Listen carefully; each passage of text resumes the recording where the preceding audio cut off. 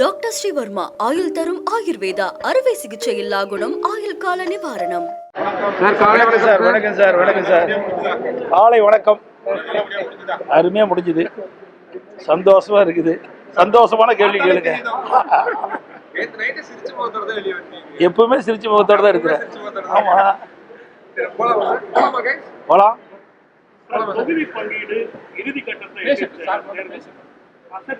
ஒன்றும் இல்லை, அவ்வளோதான்.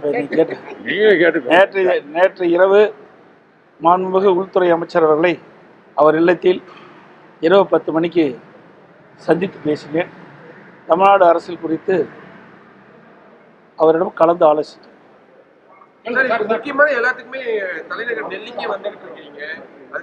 ஏன் சார் இன்னைக்கு 2 தடவை தான் சார் வந்திருக்கிறேன். தினவல்ல. இப்போ அன்னைக்கு ஒரு தடவை, இன்னைக்கு ஒரு தடவை, 2 தடவை தான் வந்திருக்கிறேன்.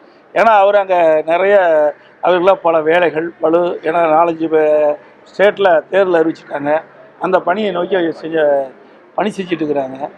அதனால் நான் வந்து பார்த்துட்டு போகிறேன். ஏன்னா மறுபடியும் நாங்கள் தேர்தல் முடிவு வரைக்கும் பார்க்க முடியாது. அதனால் வந்துட்டு தொகுதி பங்கீடு சம்பந்தமான விஷயங்களை எல்லாம் வரும். இன்னும் ஒரு 4 நாட்கள் எல்லாம் இறுதி செஞ்சிருவோம்.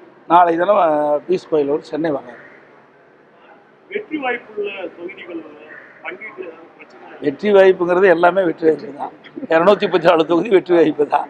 அவர்கள் எது வெற்றி வாய்ப்பு இருக்குதோ அதுக்கு தகுந்த மாதிரி அமர்ந்து பேசி முடிவு செய்வோம். கூட்டணியில வேற இன்னும் அதிகமான கட்சிகள் வருவதற்கு வாய்ப்பு இருக்கிறாங்க. ஏன்னா ஏற்கனவே அதாவது கட்சி கூட்டணியில வரும் அப்படின்ற ஒரு அப்படிலாம் கிடையாது. நான் தெளிவா சொல்லுவேன். நீங்க தான் பேசிட்டு இருக்கிறீங்களா ஒவ்வொரு முறையும். அவர்களும் கூட்டணி பேச்சுவார்த்தை இல்லைன்ட்டாங்க, நாங்களும் கூட்டணி பேச்சுவார்த்தை இல்லைன்ட்டோம். பொதுச் செயலாளர் அதிமுக பொதுச் செயலாளர் சொல்லிட்டாங்க, தவாக தலைவரும் சொல்லிட்டாரு. ஆனால் நீங்க விட மாட்டேங்கிறீங்களே. இல்லைங்க, பேச்சுவார்த்தையே நடக்கலையா, அப்புறம் எப்படி வரல போலீங்கிறது அந்த பேச்சுக்கே இடம் இல்லை. இல்ல முழுமையா நான் தான் சொல்லிட்டு இருந்தேன். இந்த கூட்டணிக்கு தலைமை அதிமுக.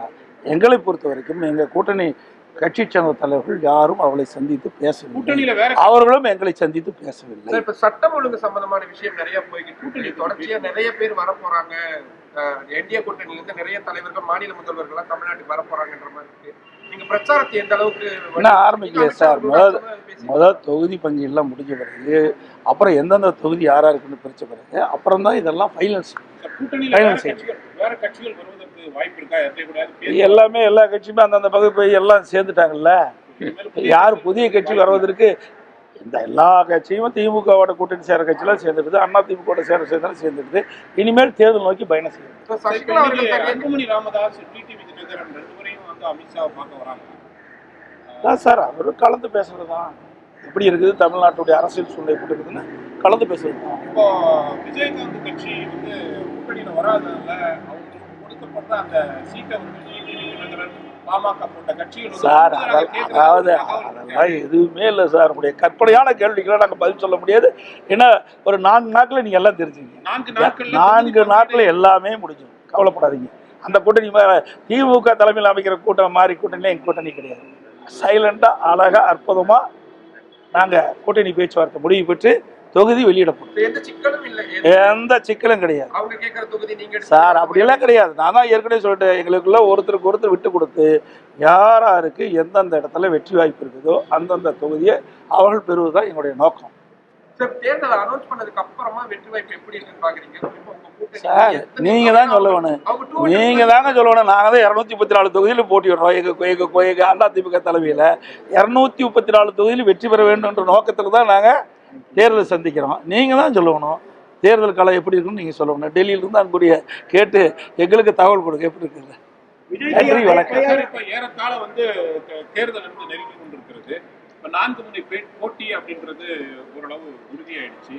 அதிமுக கூட்டணி, திமுக கூட்டணி, விஜய் கட்சி ஒன்று, இந்த பக்கம் சீமான் கட்சி, 4 விதமான அணிகள் போட்டிட்டு களத்தை பொறுத்தவரை எப்படி இருக்கும் அப்படின்னு நீங்க தாங்க கணிக்கணும். எப்படி இருக்குன்னா எங்களை பொறுத்த வரைக்கும் அனைத்து இந்திய அண்ணா திராவிட முன்னேற்ற கழகம் ஏற்கனவே 31 ஆண்டு காலம் தமிழகத்தில் ஆட்சி புரிந்த கட்சி, பல தேர்தலை சந்தித்த கட்சி, பல ஆண்டுகள் ஆட்சி புரிந்தது.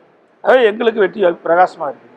ஏன்னா அண்ணன் 10 ஆண்டு 2019 2021 வரைக்கும் அனைத்து இந்திய அண்ணா திராவிட முன்னேற்ற கழக ஆட்சியில் எண்ணற்ற திட்டங்களை கொடுத்துருக்கோம். மத்திய அரசிலிருந்து பல திட்டங்களை பெற்று அங்கே நிறைவேற்றிக்கிறோம். அதே மாநில அரசும் நிறைய திட்டங்களை கொடுத்துருக்குறோம். ஆனால் திராவிட முன்னேற்ற கழகம் இந்த 5 ஆண்டு காலத்தில் எந்த ஒரு புதிய பெரிய திட்டமும் வரல.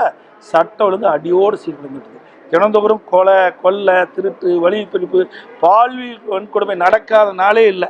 தினந்தோறும் உங்களை தொலைக்காட்சியும் பத்திரிக்கையும் பார்த்தா இந்த செய்தி தான் வந்துக்கிட்டு இருக்குது. வேறு எந்த செய்தியும் வரல. இவருடைய ஒரே சாதனை ஊழல் செய்து தான் சாதனை. இந்த ஆட்சி உள்துறை அமைச்சர் அமித்ஷாவை சந்திக்கும் போது ஏதாவது அறிவுரை இந்த மாதிரி செயல்பட வேண்டும் வெற்றிக்காக ஏதாவது சொல்லியிருக்காங்க? கிடையாது. ஒரு ஜென்ரலா ஆலோசனை பண்ணுவோம். 2-3 நாட்களா மூத்த நிர்வாகிகள் மகளிர் பற்றி சில கருத்துக்களை தெரிவித்தது ஒரு சார். அதாவது கூட்டத்தில் இருக்கும்போது ஒரு தவறான வார்த்தை வரும்போது அதை தவறை உணர்ந்து அதற்கு மன்னிப்பு கோரிவிட்டார்.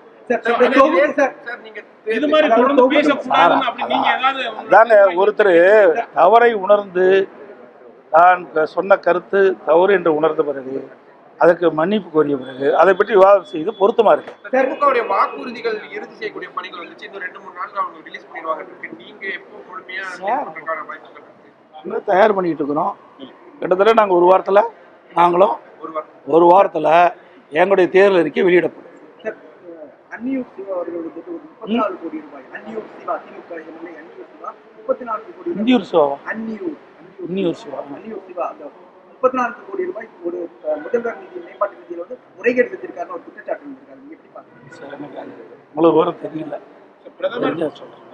பிரதமர் உள்துறை அமைச்சர் எல்லாரும் எப்போ வந்து பிரச்சாரத்துக்காக வருவாங்க? சார் ஏற்கனவே பிரச்சாரத்தை தொடங்கப்பட்டு விட்டது.